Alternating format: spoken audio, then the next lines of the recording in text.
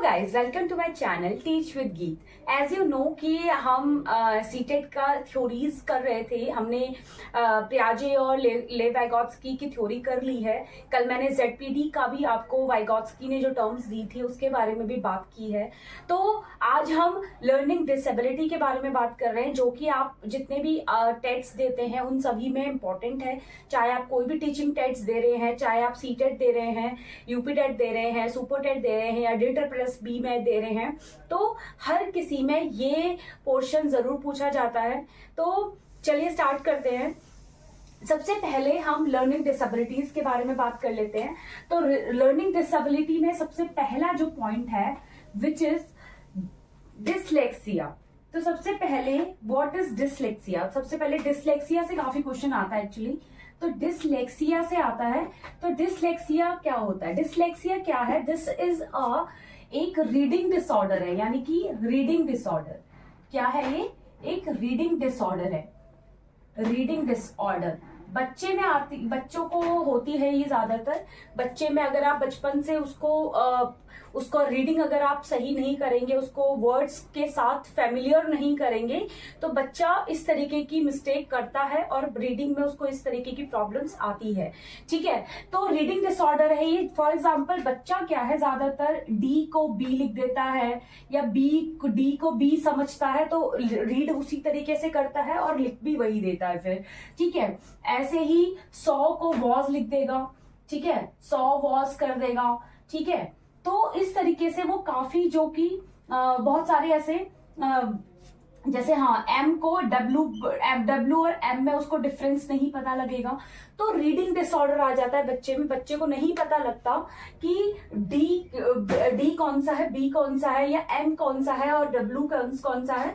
ये बच्चे के अंदर एक रीडिंग डिसऑर्डर होता है, that is called dyslexia. Okay, तो इसको कहा जाता है डिसलेक्सिया। इसके अलावा डिसलेक्सिया के बाद एक और डिसऑर्डर होता है विच इज जिसको कहा जाता है डिसकैल्कुलिया।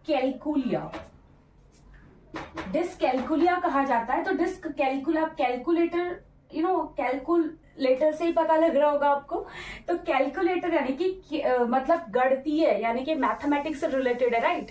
तो डिसकैल्कुलिया क्या है? एक मैथमेटिक डिसऑर्डर है, यानी कि जिसमें बच्चा क्या करता है, एक क्या है, मैथमेटिक डिसऑर्डर है। यानी कि बच्चा यहाँ पे क्या करता है, मैथ्स के सम्स करने में उसको दिक्कत आती है, plus minus, subtraction, multiplication, divide करने में उसको प्रॉब्लम आती है, वो नहीं कर पाता इजीली। छोटे छोटे वर्ड्स भी जैसे हॉरिजॉन्टल और वर्टिकल में बच्चों को सबसे पहले सिखाया जाता है प्लस माइनस, तो वो भी वो नहीं कर पाता सही से। तो दैट इज कॉल्ड डिसकैल्कुलिया, यानी कि ये क्या है, एक मैथमेटिक डिसऑर्डर है। ओके, तो मैथमेटिक डिसऑर्डर है, इसको कहा जाता है एक मैथमेटिक डिसऑर्डर कहा जाता है। किसको? डिसकैल्कुलिया को। ये सीटेट में पूछा जाता है वैसे। डिसकैल्कुलिया, डिसलेक्सिया, तो ये क्वेश्चंस पूछे जाते हैं। ठीक है, तो ये जरूर आप याद करिएगा। ठीक है, तो इसके अलावा क्या है, इसके अलावा बच्चे में एक अप्रैक्सिया भी आता है। ठीक है, एक अप्रैक्सिया आता है। अप्रैक्सिया एक ऑर्डर होता है, अप्रैक्सिया। ठीक है, अप्रैक्सिया एक ऑर्डर होता है जिसमें बच्चा क्या है, यहाँ पे उसको प्रॉब्लम आएगी रीडिंग, मतलब रीडिंग में भी, वॉकिंग में भी। ठीक है, वॉकिंग में, बोलने में, स्पीकिंग में, बोलने में। ठीक है, तो यहाँ पे बच्चा क्या है, अप्रैक्सिया बच्चे को प्रॉब्लम हो जाते हैं, यानी कि यहाँ पे मसल्स बच्चे के बचपन में एक्टिव नहीं होते। ठीक है, तो बच्चे के जो है मसल्स एक्टिव नहीं होते, इस वजह से बच्चे के अंदर रीडिंग, वॉकिंग एंड स्पीकिंग जो डिसऑर्डर है वो आ जाता है बच्चे को। लेकिन अगर आप इसको प्रैक्टिस करवाएं या बच्चे को डेली आप रूटीन में उसको चीजें करवाएं, तो बच्चा यहाँ पे सीख भी लेगा। ऐसा नहीं है कि ये परमानेंट डिसऑर्डर हो जाता है। परमानेंट तब होगा जब आप प्रैक्टिस नहीं करवाएंगे बच्चे को, बचपन से बच्चे को एक रीडिंग करना नहीं सिखाएंगे, तो बच्चे के अंदर ये डिसऑर्डर आ जाता है। तो अप्रैक्सिया क्या है? रीडिंग डिसऑर्डर आता है इसमें वॉकिंग भी आता है और इसमें वॉकिंग भी आता है और इसमें स्पीकिंग भी आता है। तो यहाँ पे क्या है, मसल्स एक्टिव नहीं होने की वजह से, हैंड्स के मसल, लेग के मसल्स, ये सब एक्टिव नहीं होने की वजह से अप्रैक्सिया जो है डिजीज हो जाता है बच्चों के अंदर। ठीक है, ये बहुत बार पूछा गया है वैसे, तो ये आपको जरूर याद करना है। ठीक है, उसके अलावा बच्चे के अंदर डिस्प्रैक्सिया भी, एक अप्रैक्सिया होता है और एक डिस्प्रैक्सिया होता है। तो डिस्प्रैक्सिया, ये सभी क्या है, सिमिलर बात है, चाहे आप डिस्प्रैक्सिया बोले या अप्रैक्सिया बोले या डिस्प्रैक्सिया बोले, डिस्प्रैक्सिया बोले, तो ये क्या है, दोनों में सिमिलर प्रॉब्लम ही आती है मसल से रिलेटेड, तो ये सिमिलर ही है। ठीक है, चाहे आप इसको डिस्प्रैक्सिया बोले या जिसको आप चाहे अप्रैक्सिया बोले या डिस्प्रैक्सिया बोले, तो ये डिफरेंट क्या है, दोनों में ही सेम होता है। ठीक है, तो इसके अलावा बच्चे के अंदर जो डिजीज आता है उसके अलावा जो डिजीज आता है दैट इज डिस्थीमिया। ठीक है, तो डिस्थीमिया क्या है, एक डिसऑर्डर आता है बच्चे के अंदर, डिस्थीमिया।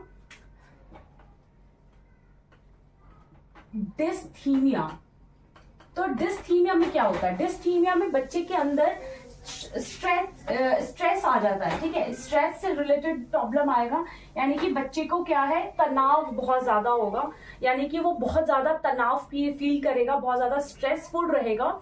तो बच्चे को ज्यादातर ये जो डिजीज हो जाता है। ठीक है, तो ये क्या है, डिजीज हो जाता है। तो डिस्थीमिया क्या है, रिलेटेड टू स्ट्रेस, यानी कि तनाव से रिलेटेड है। तनाव से रिलेटेड क्या होगा, डिस्थीमिया क्या होगा, स्ट्रेस से रिलेटेड प्रॉब्लम होती है, बच्चे के अंदर आती है। तो dysthymia is related to stress, तनाव में रहेगा बच्चा, ज्यादातर बहुत ज्यादा तनाव फील करेगा। ठीक है, इसके अलावा बच्चा क्या है, बहुत ज्यादा मनस्थिति उसकी कैसी हो जाएगी, बहुत छोटी हो जाएगी। ठीक है, बहुत ज्यादा इस तरीके से फील करेगा। उसके अलावा अगर हम बात करें डिस्ग्राफिया, ग्राफ से ही पता चल रहा है, ग्राफ से ही पता चल रहा है कि ये किससे रिलेटेड है, डिस्ग्राफिया किससे रिलेटेड है, ग्राफ लिखने से। तो राइटिंग से रिलेटेड यहाँ पे बच्चे के अंदर डिसऑर्डर आता है, राइटिंग से रिलेटेड डिसऑर्डर आता है बच्चे के अंदर, किससे रिलेटेड, राइटिंग से रिलेटेड डिसऑर्डर आता है, that is called dysgraphia. Dysgraphia is called, मतलब राइटिंग से रिलेटेड डिसऑर्डर आएगा, तो दैट इज कॉल्ड डिस्ग्राफिया। ठीक है, तो ये सब क्या है, इंपॉर्टेंट लर्निंग डिसेबिलिटीज है जो बच्चे के अंदर आती है। इसके अलावा मैं चेक करती हूँ अगर कोई और भी है तो, जो कि आपके एग्जाम के लिए इंपॉर्टेंट है स्पेशली। ठीक है, क्योंकि मैं एग्जाम से रिलेटेड ही आपको चीजें करवा रही हूँ। ठीक है, डिस्मॉर्फिया एक डिजीज होता है, एक डिस्मॉर्फिया डिजीज होता है, डिस्मॉर्फिया। ठीक है, डिस्मॉर्फिया एक होता है जिसमें बच्चा डिस्मॉर्फिया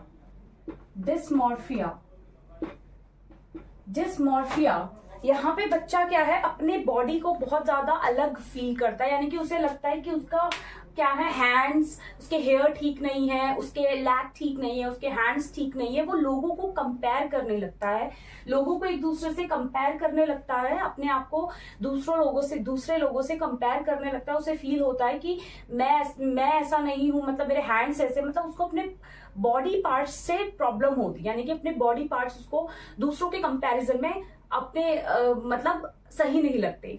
तो यहाँ पे क्या है, डिस्मॉर्फिया, वो एक बच्चों को ये थॉट आ जाता है उस तरीके का, मतलब उसको लगता है कि उसका शरीर, मतलब उसका जो बॉडी है वो गड़बड़ है, यानी कि बहुत ज्यादा अलग है, दूसरों से अलग है, उसको ऐसा फील होता है, ऐसा उसको एक फील होता है, एक तरीके से वो बच्चा भ्रमित हो जाता है।